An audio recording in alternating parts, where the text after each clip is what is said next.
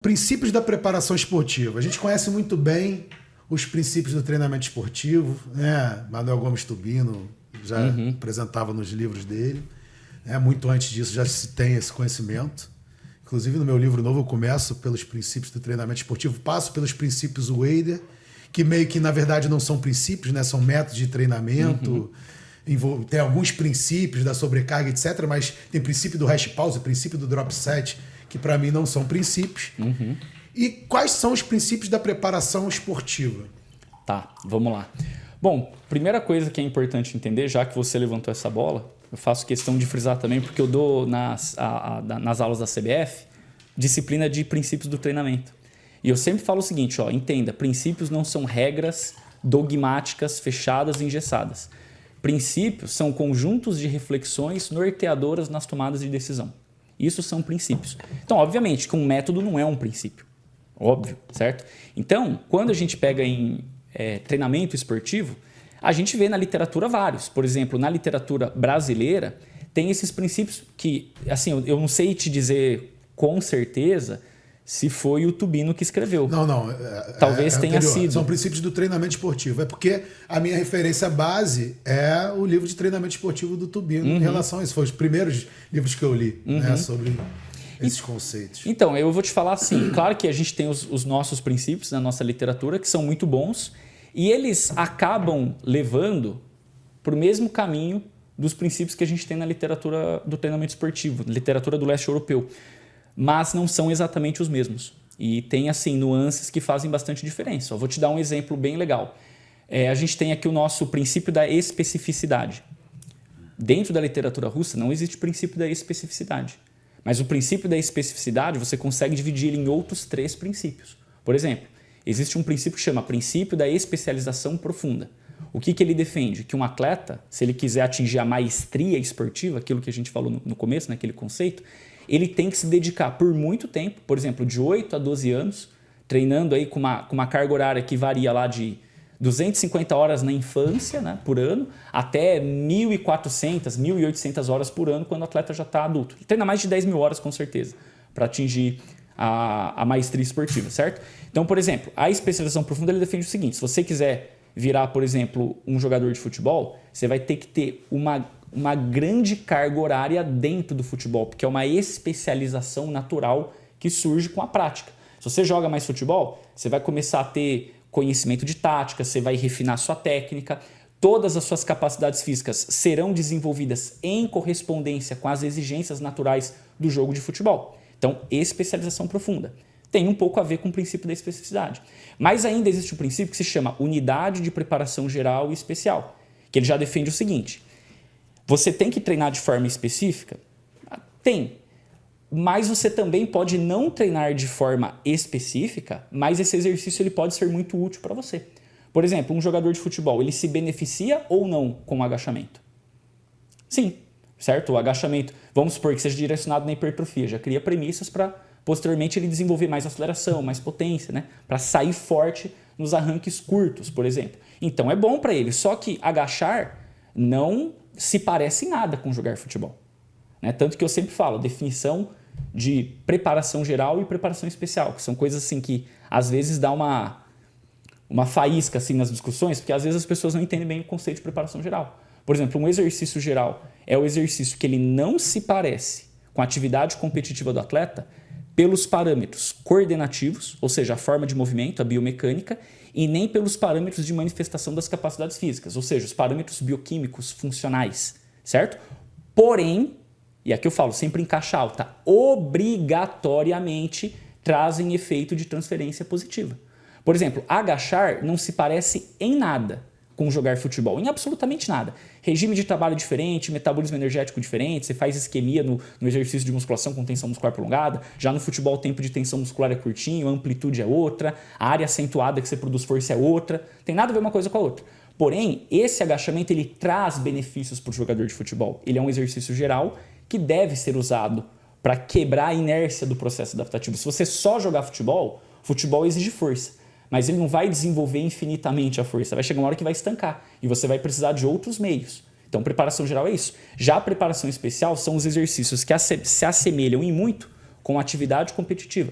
pelos parâmetros coordenativos, forma de movimento, e pela manifestação das capacidades físicas, né? Esses critérios bioquímicos e fisiológicos. Então, no processo de preparação, você tem que casar essas duas influências. Então, perceba o seguinte, você não pode levar o princípio da especificidade que a gente defende no Ocidente tão ao pé da letra.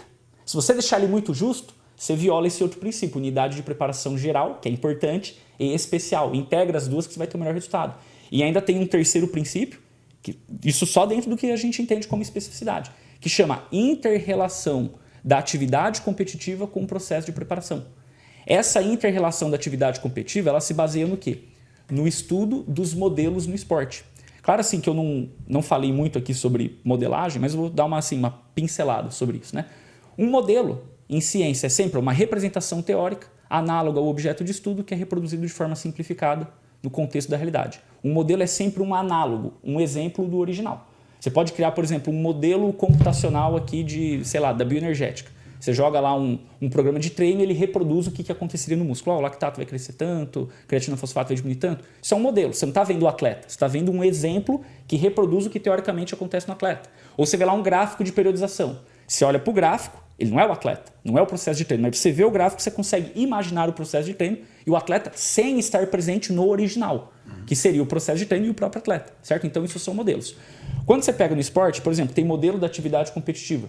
Descreve as características do atleta na sua prova. Dá um exemplo aqui. Você pega um corredor de 100 metros rasos.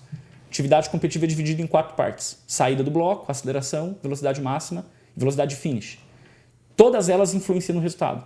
Então, o cara, por exemplo, demora de 300 a 400 milissegundos para reagir ao tiro de largada. Esse é mais ou menos o modelo, 300 a 400 milissegundos. Se você estiver acima disso, você está ruim de tempo de reação. A aceleração do atleta é o seguinte, 1 segundo ele atinge 50% da velocidade, 2 segundos 75% da velocidade, 3 segundos 90% da velocidade, 4 95%, com 5 segundos o cara está na velocidade máxima dele. Essa é a taxa de aceleração de um atleta bem preparado. A velocidade máxima dele varia de 11,5 a 12,5 metros por segundo. Essa é o trecho ali que ele está entre 50 e 80 metros da distância. E nos metros finais ele perde de 3 a 8% da velocidade máxima. Então aqui eu descrevi como um atleta de altíssimo nível compete. Modelo da atividade competitiva. Eu tenho o modelo das fases do preparo. Para ele correr nessa velocidade e ter essa aceleração, qual é a força que ele tem que ter de agachamento, qual que é o salto horizontal, qual que é o salto vertical, qual que é o deca-salto.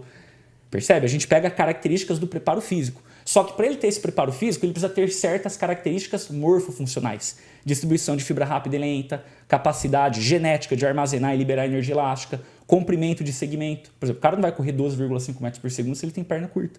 Tem que ter o membro inferior longo, armazenar energia elástica, ter alta reatividade, ter muita fibra rápida. Então você desenha com dados o que é um atleta. Quando você tem esse princípio, você vai comparar o seu atleta com o modelo. Eu vou colocar aqui uma problemática. Imagina que você treina 2 atletas que fazem corrida de barreira no atletismo, sabe? 110 metros com barreira. Aí você pega os dois têm a mesma melhor marca pessoal. Os dois correm 13 segundos e 10 centésimos. Imaginou? E aí você fala o seguinte, vou treinar os dois, eles estão no mesmo nível de preparo porque eles têm o mesmo tempo. Então eles vão treinar de forma mais ou menos parecida. Aí vamos dizer que você tira as barreiras e fala assim para os dois, faz uma corrida de 100 metros rasos. Aí vamos dizer que o atleta A correu mais rápido que o atleta B nos 100 metros rasos. Quem tem a melhor técnica na barreira? Pergunta difícil, né? Porque eu falei, tirei a barreira. Vi os dois correndo 100 metros rasos. Quem tem a melhor técnica na barreira? O que perdeu. O que perdeu. Por quê? O que isso quer dizer? Que ele perde menos tempo na barreira. E o que cara que corre mais rápido, ele perde mais tempo na barreira. Se eu conheço esses parâmetros, qual que é a velocidade que o cara tem que atingir entre as barreiras, qual é a altura que o centro de massa dele tem que elevar na hora que ele ataca a barreira, eu começo a descobrir aonde estão os pontos fortes e fracos. E aí é que eu vou determinar o conteúdo do treinamento. E isso está mais ou menos dentro da ideia de especificidade. Só que se eu pensar que especificidade é uma coisa fechada, por exemplo, o saltador tem que saltar, então salto reativo, treino de pliometria. Pô, mas às vezes o problema do cara que faz salto em distância não é o apoio na tábua, às vezes é a corrida. Ou às vezes o cara corre bem, bate bem na tábua, mas aterrissa mal. Então quer dizer, o que você vai treinar? Você tem que ver aonde você tem reserva de melhora. Perfeito. Sabe? Então, isso, eu citei 3 princípios que estão dentro de um único princípio que a gente tem no Ocidente. São aí tem quantos outros. princípios? Hoje, na literatura russa, nos princípios especiais da preparação esportiva são 11.